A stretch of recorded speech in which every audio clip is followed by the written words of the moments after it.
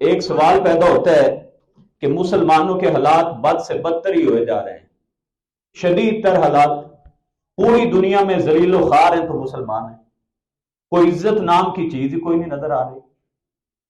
قرآن نے تو کہہ دیا الا ان العزت للہ ولرسولہ وللمؤمنین، یاد رکھو عزت اللہ اور اس کے رسول اور اہل ایمان ہی کی ہے۔ لیکن وہ جو عزت نظر آنی چاہیے تھی، وہ جو غلبہ تھا، وہ جو خلفائے راشدین کے دور میں ایک طاقت اور پاور تھی، کفار کے دلوں میں ایک ہیبت تھی، وہ آج نظر نہیں آتی۔ دنیا میں ذلیل و خوار ہے۔ تو کبھی کبھی اگر تنہائی میں بیٹھ کے سوچیں تو ان باتوں کا جواب ہمیں اپنے اندر سے ہی مل جاتا ہے۔ بہت ساری جگہوں پہ ہم کچھ نہیں کر سکتے، عام بندہ کچھ نہیں کر سکتا، ریاستوں کے کرنے کے کام ہے، حکومتوں کے کرنے کے کام ہے، مگر اللہ کو اتنی عبادتیں اور بیت اللہ اتنا آباد، آج سے 20 سال پہلے اتنے حاجی عمرہ کرنے والے نہیں ہوتے تھے۔ حالات ایسے کیوں؟ ہمیں اندر سے جواب ملے گا کہ عبادت کی جو اصل روح ہماری پوری زندگی میں ہونی چاہیے تھی، وہ روح آج ہماری زندگی میں نہیں ہے۔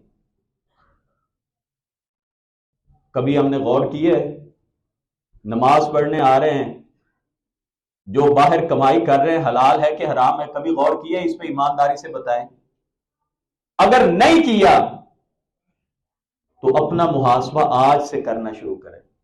ویسے تو اللہ بڑا غفور الرحیم ہے، اور میں آپ کو ایک اور بھی بات اگر کہوں کہ جتنے مسلمان خراب ہوئے ہیں نا، جتنے مسلمان خراب ہوئے ہیں، اس کی ایک وجہ لوگوں کو یہ بتانا جی جو مرضی کر دے رہو، اللہ بڑا غفور الرحیم ہے، اللہ بڑا غفور الرحیم ہے۔ اور اللہ جتنا غفور الرحیم ہے، اس کو سب سے زیادہ کس نے سمجھا؟ اللہ کے پیارے رسول نے۔ قرآن کریم نازل کن پہ ہوا؟ اللہ کے رسول پہ۔ کس دور میں نازل ہوا؟ صحابہ کرام کے دور میں۔ کیا اللہ کو وہ غفور الرحیم اتنا سمجھتے تھے کہ جان بوجھ کے حرام کماتے رہو، 2 نمبری کرتے رہو، غلط بیانی کرتے رہو، حق کھاتے رہو، اور کہیں جی چھڈو اللہ بڑا غفور الرحیم؟ اگر نہیں تھا تو ہمیں اسوہ نمونہ تو اللہ کے رسول کے بعد جن ہستیوں کو ٹھہرایا ہے، فَإِنْ آمَنُوا بِمِثْلِ مَا آمَنْتُمْ بِهِ فَقَدِ اهْتَدَوْا، تو وہ حضرات صحابہ کے ایمان کو ہمارے لیے معیار ٹھہرایا ہے۔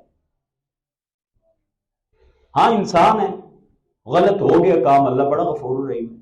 انسان ہے نا، گناہ ہو جاتے ہیں، اللہ بڑا غفور الرحیم ہے۔ لیکن جان بوجھ کے ساری زندگی کوئی نہیں، 11 مہینے ٹھکا کے غلط کام کرو اور 1 مہینہ جو ہے نا وہ اپنی زندگی کو ٹھیک کر لو، باقی پھر 11 مہینے غلط کام کر کے کسی نے کہا جی بس رمضان کا 1 مہینہ جو ہے نا اللہ سارے ہی گناہ معاف کر دے گا۔ تو جو میں نے حدیث پڑھی ہے، تدرون ما المفلس، جناب رسول اللہ صلی اللہ علیہ وسلم نے فرمایا جانتے ہو غریب کون ہے میری امت کا؟ صحیح مسلم کی حدیث ہے۔ آپ نے فرمایا نمازیں ہوں گی، روزے ہوں گے، اللہ گھسیٹ کے دوزخ میں پھینک دے گا، کیونکہ بقیہ اس کی جو زندگی تھی، مسجد سے باہر کی زندگی تھی، وہ ساری کی ساری خراب تھی۔ اس لیے میں آپ سے صرف یہ گزارش کرتا ہوں کہ ہمارے دین کا جو اس وقت سب سے بڑا مسئلہ ہے نا، یا جس دین کو ہم نے کمزور کیا ہے، وہ اپنے اخلاق کی وجہ سے کمزور کیا ہے۔ تو دین کا تیسرا شعبہ اخلاقیات اور معاملات کی درستگی ہے۔ پورے دین کا یہی خلاصہ ہے۔ بعض نے کہا کہ 4 باتوں کا نام دین ہے، باقی اسی کی تفصیلات ہے۔ نمبر 1 لا الہ الا اللہ، عقیدہ اپنا درست کرو۔ دوسری بات عبادت جتنی فرض کی گئی ہے۔ تیسری بات معاملات بہتر ہونے چاہیے، اور بعض اہل علم نے کہا کہ اخلاقیات چوتھے نمبر پہ ہیں۔ یعنی یہ 4 باتیں مل کے ہماری دنیا آخرت کو کامیاب بنا دیتے ہیں۔ اب اخلاقیات پہ اگر بات کریں، ہمارے ابھی کل الیکشن ہوئے ہیں، دعا کریں کہ اللہ پاکستان کے حالات بدل دے۔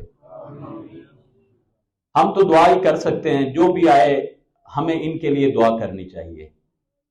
ہمارا ملک ہے، لیکن میں یہ بھی بات کرنا چاہوں گا کہ یہ جو اخلاق ہمارے دین کا تیسرا شعبہ ہے، یہ اخلاق کس بات کا نام ہے؟ اب ہم نے اخلاق صرف اس بات کا نام سمجھا، کسی سے خندہ پیشانی سے مل لینا، بڑا ہے تو ہاں جی کر کے بول دینا، چند جو واضح چیزیں ہیں ان کا نام صرف ہم نے اخلاق رکھا۔ اگرچہ یہ بھی اخلاق ہے، اگرچہ یہ اخلاق کی اچھی صورتیں ہیں، ادب سے بات کرنا، رسپیکٹ کرنا، لیکن اخلاق صرف اس بات کا نام نہیں ہے۔ باقی اگر ساری بد اخلاقیاں ہماری زندگی میں ہوں اور ہم صرف اچھا بول کے کہیں جی میں تو بڑے اچھے اخلاق کا مالک ہوں، تو یہ کوئی اچھا اخلاق نہیں ہے۔ نبی کریم صلی اللہ علیہ وسلم نے اچھے اخلاق کے بارے میں جب آپ نے ایک موقع پہ فرمایا البر حسن الخلق، نیکی جو ہے نا، نیکی یہ اچھے اخلاق کا نام ہے۔ یعنی اچھے اخلاق کو آپ نے، یا نیکی کو آپ نے، ہر نیکی آپ نے فرمایا اچھے اخلاق ہے۔ اور آپ نے فرمایا تھا کہ دنیا میں میرے محبوب تر جو لوگ ہیں نا، وہ ہیں جن کے اخلاق اچھے تھے۔ نبی پاک کے دنیا میں قریب ترین لوگ کون تھے؟ اچھے اخلاق والے۔ اور آپ نے فرمایا آخرت میں جو میرے قریب لوگ ہوں گے وہ ہوں گے جن کے اخلاق اچھے ہیں۔ ایک اور روایت سنیے، تو رسول اللہ صلی اللہ علیہ وسلم نے فرمایا قیامت کے روز مومن آدمی کے میزان اور ترازو میں اچھے اخلاق سے باری کوئی چیز نہیں ہوگی۔ اب ایسی حدیثوں کا مطلب یہ نہیں ہے کہ نماز کا وزن ہی نہیں ہوگا، اس کا تعلق معاملات کے ساتھ ہے۔ آپ نے فرمایا سب سے وزنی چیز کوئی ترازو میں ہوگی تو کیا ہوگی؟ اچھے اخلاق ہیں۔ اور نبی کریم صلی اللہ علیہ وسلم نے ایک دوسری روایت میں فرمایا تھا، جب آپ سے پوچھا گیا اللہ کے رسول جنت میں لوگ کس عمل کی وجہ سے سب سے زیادہ جائیں گے، آپ نے دو چیزیں بیان کی تھی، تقوی اللہ وحسن الخلق، اللہ کا ڈر اور اچھے اخلاق۔ آپ نے صرف دو چیزیں بیان کی۔ اب اخلاق کس کا نام ہے؟ نبی کریم صلی اللہ علیہ وسلم کی تمام تر تعلیمات کو اپنی زندگی میں لے آنا یہ اچھے اخلاق ہے۔ آپ اگر کسی سے اچھے انداز میں بات کرتے ہیں لیکن نماز پڑھنے نہیں آتے تو آپ سے بڑا بد اخلاق ہی کوئی نہیں۔ ہر وہ خوبی جو اللہ رسول نے ہمیں دے دی ہے اس کو اپنی زندگی میں لے کے آنا یہ اچھے اخلاق ہے۔ آپ دیکھیے اچھے اخلاق کے جو مختلف پہلو ہیں، مظاہر ہیں، کون کون سے ہیں؟ لوگوں کو درگزر کر دینا، یہ کس کا حکم ہے؟ اللہ کے رسول صلی اللہ علیہ وسلم کا۔ خذ العفو، اللہ رب العزت کا حکم ہے، نبی پاک نے یہ عمل کر کے دکھایا۔ صبر کرنا اچھے اخلاق کی بہترین ایک نشانی ہے، اللہ رب العزت نے ہمیں حکم دیا وَاصْبِرْ عَلَىٰ مَا أَصَابَكَ۔ تو جتنی بھی اچھائیاں جو نبی کریم صلی اللہ علیہ وسلم نے ہمیں بتا دی ہیں ان تمام کو اپنی زندگی میں لے کے آنا یہ اچھے اخلاق ہیں۔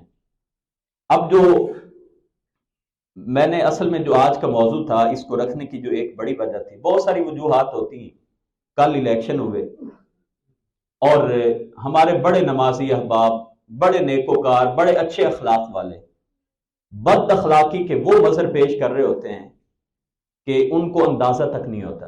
یہ جو ہمارے ہاں پاکستان شریف میں جس انداز میں جو عدم برداشت کے مختلف مظاہر آ رہے ہیں یہ بڑے خطرناک ہیں۔ یقین جانیے کہ ہمیں جو اللہ رب العزت نے حکم دیا نا صبر کرو، اور صبر کے صبر کو بھی آج تک ہم نے سمجھا ہی کوئی نہیں یا ہمیں بتایا ہی نہیں گیا۔ سچی بات تو یہ ہے کہ ہمیں صرف فضیلت بتائی جاتی ہے، میں اکثر عرض کرتا ہوں جو اصل مسائل ہیں وہ بتائی نہیں جاتے۔ تو صبر ہمیں صرف کیا سمجھایا گیا جی کوئی بندہ مر جائے تو بس صبر کرنا، اور یہ ہماری زندگی کے ایک ایک لمحے اور پل پل کا تقاضا ہے کہ ہر وہ بات جو آپ کو ناپسند ہے اس پہ اپنے نفس پہ کنٹرول کرنا، یہ صبر ہے۔ اور صبر چھن جانے پر بھی کرنا چاہیے۔ صبر آپ کو اگر اللہ نے بہت زیادہ نعمتیں نہیں دی، روزگار نہیں مل رہا، لوگ تنگ کر رہے ہیں، لوگ پریشان کر رہے ہیں، اس پر بھی صبر کرنا چاہیے۔ اور ایک صبر ہے جو آپ اطاعت کا کام کر رہے ہیں، جو آپ نیکی کا کام کر رہے ہیں، لوگ آپ کی مخالفت کر رہے ہیں، اس نیکی کے کام پہ ہمیشہ لگے رہیں، یہ بھی صبر ہے۔ تو ہمیں اللہ رب العزت نے حکم دیا کہ صبر کرو، لوگ آپ کو برا بھلا کہیں صبر کرو، اور دوسری بات ان کو معاف کر دو، نظر انداز کرو، بحث مباحثہ نہ کیا کرو۔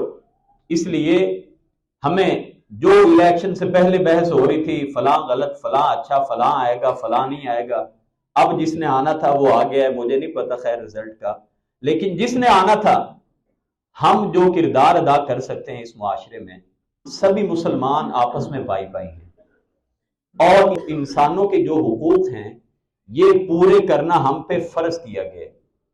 ہم جب بحث ہوتی ہے نا کسی سے تو اگلے کا موقف سن کے ایسے سیخ پاؤ ہو جاتے ہیں، ایسے لگتا ہے کہ یہ بندے میں کوئی کرنٹ آ گیا، اور جب تک اگلے بندے کو نیچے گرانا، اس کو جھوٹا کرنا پتہ نہ لوگوں کو چل جائے، ہم تب تک جناب بحث و مباحثے سے گریز ہی نہیں کرتے۔ نبی کریم صلی اللہ علیہ وسلم نے طاقتور کس کو کہا؟ لیس الشدید بالسرعہ، طاقتور وہ نہیں ہے جو کشتی میں بحث مباحثہ میں دوسرے کو پچھاڑ دے، دوسرے کو نیچے گرا دے۔ انما الشدید، طاقتور آدمی وہ ہے جو غصے کے وقت اپنے نفس پہ کنٹرول کر لے۔ بات آئی، جواب آپ کے پاس تھا، شاید اس سے اچھا تھا، لیکن آپ نے کنٹرول کیا اور آپ نے کہا میں اس کو جواب ہی نہیں دیتا۔ یہ چیز اس دور کی یہی ضرورت ہے۔ وہ میں اکثر ایک مثال دیتا ہوں، ایک مغربی فلاسفر تھا، اس سے کسی نے کہا تھا کہ جب آپ کا کسی سے اختلاف ہو تو آپ اس کو کیسے قائل کرتے ہیں؟ اس نے کہا میں قائل نہیں کرتا، میں اگلے کی بات سن کے یہ کہتا ہوں کہ تم ٹھیک کہہ رہے ہو۔ ایک ان کا جو شاگرد تھا وہ کہنے لگا آپ اتنے بڑے فلاسفر، آپ اس کو دلیل دے، اس کو مطمئن کرنے کی کوشش کریں، آپ چپ ہو جاتے ہیں۔ تو وہ اپنے شاگرد سے کہنے لگے کہ تم بھی ٹھیک کہہ رہے ہو۔ یعنی یہ، اور جو ہمیں قرآن کریم میں اللہ رب العزت نے فرمایا نا بحث نہیں کرنی، قالوا سلاما، دور سے کہہ دو اچھا بھی سلام۔ یہ بہترین، جو بھی جہالت کا ثبوت دیں، جو بھی اپنی گفتگو میں سنجیدہ نہ ہو، ان کے ساتھ کبھی بحث مباحثہ نہ کیجیے۔ اور نبی کریم صلی اللہ علیہ وسلم سے جب ایک صحابی نے آ کے کہا تھا اوصنی یا رسول اللہ صلی اللہ علیہ وسلم، اللہ کے رسول مجھے کوئی وصیت کیجیے، تو آپ نے اس صحابی کو جو وصیت کی تھی وہ کیا تھی؟ لا تغضب، اے میرے صحابی غصہ نہ کرنا۔ دو تین بار وہ بار بار تکرار سے سوال کرتے رہے، اللہ کے رسول کوئی اور ارشاد فرمائیے، یا رسول اللہ صلی اللہ علیہ وسلم کچھ اور ارشاد فرمائیے۔ آپ ہر بار یہی کہتے رہے لا تغضب، غصہ نہیں کرنا۔ اور یہ آپ کا حکم صرف اپنے اس ایک صحابی کے لیے نہیں تھا بلکہ ساری کی ساری امت کے لیے۔ ہمارے بے شمار جو مسائل ہیں نا، لڑائیاں، جھگڑے، گھر ٹوٹ رہے ہیں اور رشتے ٹوٹ رہے ہیں، اور ان رشتوں اور معاشرے کو خراب کرنے کے پیچھے اپنے آپ کو بھی ہم تکلیف میں، مصیبت میں، بیماری میں، ڈپریشن میں مبتلا کرتے ہیں۔ اس کی وجہ کیا ہے؟ بے صبری۔ اور بے صبری میں ہم آ کے غصے کا اظہار کر دیتے ہیں، جس سے معاشرے میں لڑائیاں ہوتی ہیں۔ اسی لیے اپنے غصے کو کنٹرول کیجیے۔ اور دوسری جو بات ہے، جو آدمی کو بات کر لے اس کو نظر انداز کر دے۔ ہمارا ہمسایہ ہم سے ناراض ہے، دکاندار جس کی دکان مارکیٹ میں آپ کے ساتھ ہے وہ آپ سے ناراض ہے، آپ کی عدم موجودگی میں وہ آپ کی برائیاں بیان کر رہے ہیں، نوٹ کیجئے کہیں ایسا نہ ہو کہ ہماری ساری نمازیں بیکار جائیں۔ نبی کریم صلی اللہ علیہ وسلم نے ہمسائے کے بارے میں کتنی سخت باتیں کہیں۔ مجھے جبریل امین ہمسائے کے بارے میں اتنی وصیت کرتے رہے، بار بار یہ حکم دیتے رہے کہ ہمسایوں کا خیال کرنا۔ مجھے یہ گمان گزرا کہ کہیں پہ جو ہمسایہ ہے اس کا بھی وراثت میں حصہ نہ رکھ دیا جائے۔ اور اللہ کے رسول صلی اللہ علیہ وسلم نے 3 بار اللہ کی قسم اٹھا کے کہا واللہ لا یؤمن، اللہ کی قسم اس بندے کا ایمان کوئی نہیں۔ 3 بار آپ نے قسم اٹھائی، واللہ لا یؤمن، واللہ لا یؤمن۔ اللہ کے رسول سے پوچھا گیا یا رسول اللہ یہ بد نصیب آدمی کون ہے آپ جس کے ایمان نہ ہونے کی گواہی دے رہے ہیں؟ آپ نے فرمایا الذی لا یأمن جارہ بوائقہ، وہ آدمی جس کی شرارتوں سے اس کا ہمسایہ محفوظ نہیں ہے، اس کا ایمان کوئی نہیں ہے۔ اب یہ کوئی بات ایسی نہیں ہے جو ہمیں سمجھ نہ آئے، سیدھی سیدھی بات ہے، 2 اور 2 4 کی طرح سیدھی سیدھی بات ہے۔ اللہ کے نبی صلی اللہ علیہ وسلم اس کا ایمان ہی کوئی نہیں۔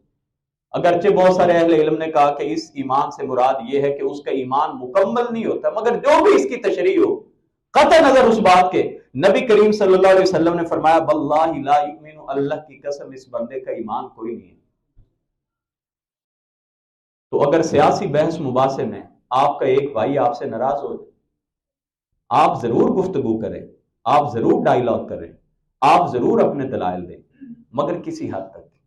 جب بات بحث مباحثے سے لڑائی جھگڑے انتشار افتراق اور دشمنی تک جا رہی ہو، یہ کوئی بحث مباحثہ اور ڈائیلاگ نہیں ہے، یہ سیدھی سیدھی دشمنی ہے. پہلے تو آپ لوگوں کو اتنی اویئرنیس دیں کہ بحث مباحثے کے آداب کیا ہیں. تو ایک آدمی اگر باتیں سن کے وہ آپ کی بات ماننے کے لیے تیار ہی نہیں ہے تو زبردستی تو پھر آپ کسی کو نہیں سمجھا سکتے. تو فرض ہمارے لیے یہ کیا گیا کہ آپ کا ہمسایہ آپ سے تنگ نہیں ہونا چاہیے. یہ معاملات اتنے ضروری ہیں کہ عہد صحابہ میں انسان کی اچھائی کا اگر معیار ہوتا تھا نا تو یہ نہیں ہوتا تھا کہ یہ بندہ نمازی ہے، یہ نہیں ہوتا تھا کہ یہ بندہ صدقہ خیرات کرتا ہے، یہ بندہ روزے بڑے رکھتا ہے، بلکہ کیا معیار ہوتا تھا کہ یہ معاملات میں کتنا اچھا ہے. ایک حدیث جو بہت ساری حدیث کی کتابوں میں موجود ہے کہ نبی کریم صلی اللہ علیہ وسلم کے ساتھ سامنے ایک ایسی عورت کا تذکرہ کیا گیا، 3 خوبیاں بیان ہوئیں، اور وہ 3 خوبیاں کون سی تھیں؟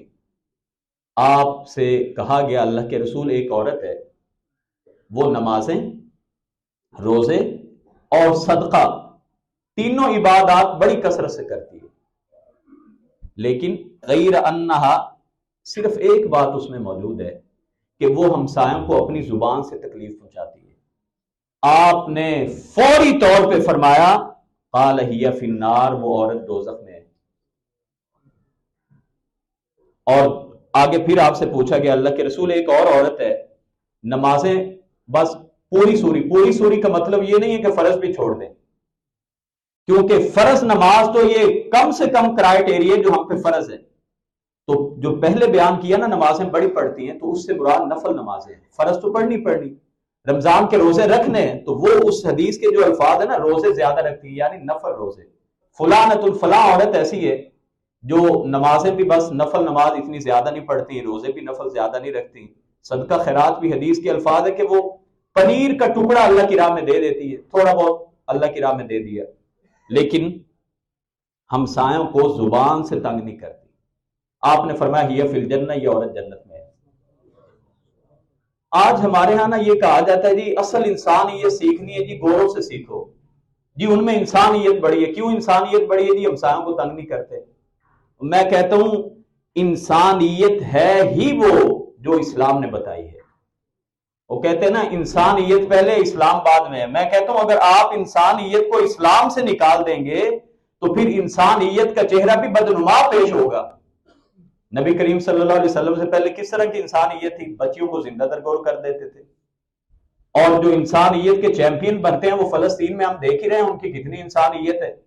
ایک طرف وہ جانوروں پہ وہ رحم کر کے ہمیں دنیا کو دکھاتے ہیں، دیکھیں جی کتنے حقوق ہے، رائٹس ہیں، اور ایک طرف لاکھوں بچے ورلڈ وار پہلی میں دوسری میں انہوں نے قتل کر دیے، اور یہ چیزیں ہمیں نظر نہیں آتی. ان کے بدنما چہرے میں جو داغ لگے ہوئے ہیں، بدنما داغ، وہ بھی ہمیں دیکھنے چاہیے.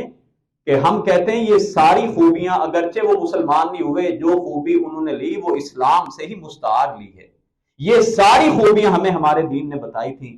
بدقسمتی سے مسلمانوں نے ان باتوں کو نظر انداز کیا اور بعض چیزوں کو لے کے اور بعض عبادات کو لے کے بعض نیک اعمال کو اپنی زندگی میں لا کے یہ سمجھ لیا کہ ہماری بخشش کے لیے یہی باتیں کافی ہیں، جبکہ نبی کریم صلی اللہ علیہ وسلم نے فرمایا تھا کہ یہ دنیا ہو یا آخرت کا جہان ہو، کامیاب ہونے کے لیے یہ سارے معاملات کی اصلاح تمہاری زندگی میں ضرور ہونی چاہیے.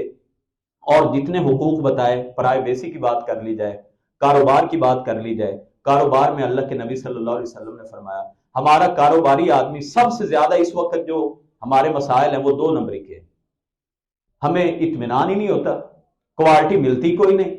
تو نبی کریم صلی اللہ علیہ وسلم نے کیا فرمایا؟ چھوٹی سی حدیث ہے، آپ زبانی بھی اس کو یاد کر سکتے ہیں.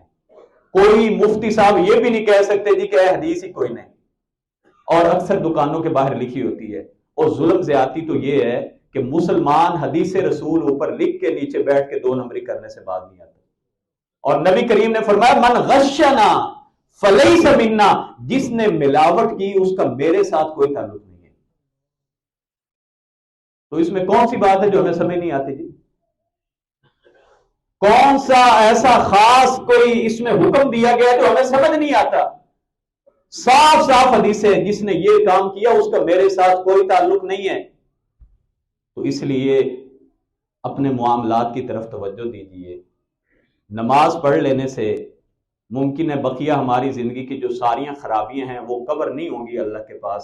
حضرت عمر فاروق کے پاس کوئی واقعہ پیش ہوا تو ایک آدمی نے دوسرے کی تعریف کی، تو حضرت عمر فاروق رضی اللہ تعالیٰ عنہ نے اس سے پوچھا یہ بتاؤ کہ تو نے اس بندے کے ساتھ کبھی سفر کیا ہے؟ اس نے کہا نہیں۔ دوسری بات پوچھی کیا تم اس کے ہمسائے ہو؟ کہا ایسا بھی نہیں ہوا۔ تو دو اور تیسری بات پوچھی کہ کیا خلوت میں تم کبھی اس دوست کے پاس بیٹھے ہو؟ اس نے کہا نہیں۔ تو آپ نے فرمایا پھر تم اس کی اچھائی کیسے بیان کر رہے ہو؟ یعنی یہ واقعہ بتاتا ہے کہ انسان کی اصل جو ہے نا پہچان، انسان اچھا ہے تو یہ تعین نمازوں سے نہیں ہوگا۔ نماز تو فرض ہے، بین العبد و بین الکفر ترک الصلاۃ۔ مسلمان کافر میں فرق کرنے والی چیز اللہ کے رسول نے فرمایا نماز ہے۔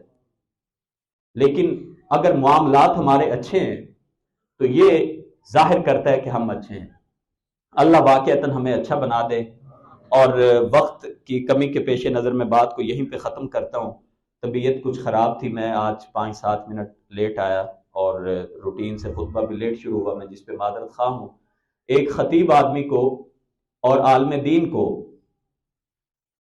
جو ٹائم کی پابندی کرنی چاہیے، اور دوسرا اس کا رخ یہ ہے کہ کبھی اگر اس سے 5-7 منٹ لیٹ ٹائم ہو جائے تو ہم نے دیکھا کہ کئی لوگ اس پر بھی خوب فتوے لگا رہے ہوتے ہیں۔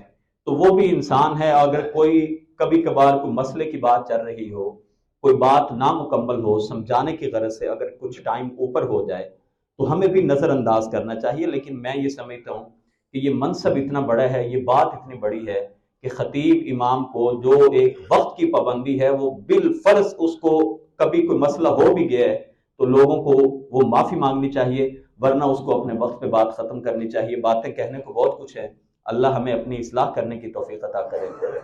باتیں ہم سنتے بڑی ہیں، آج کل تو 5-5 گھنٹے ہم یوٹیوب پہ کئی چیزیں دیکھ جاتے ہیں۔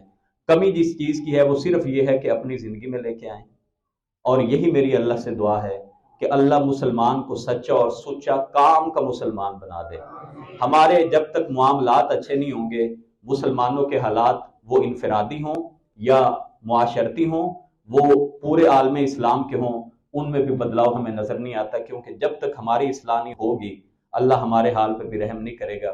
اللہ ہمیں جو بھی حکمران دے ہمارے پاکستان کے لیے اچھے ہوں، پاکستان کو اللہ تعالیٰ مستقبل میں بہت زیادہ ترقی عطا کرے، اس کو حاسدین کے حسد سے، شریروں کے شر سے محفوظ رکھے، اور جو اس کے محافظ ہیں، جو اس کے لیے ڈیلیور کر رہے ہیں، جو سیاستدان ہوں، ادارے ہوں، افراد ہوں، کوئی بھی ہو، عام شہری ہوں، اللہ ان تمام کو اس کا جزائے خیر عطا کریں۔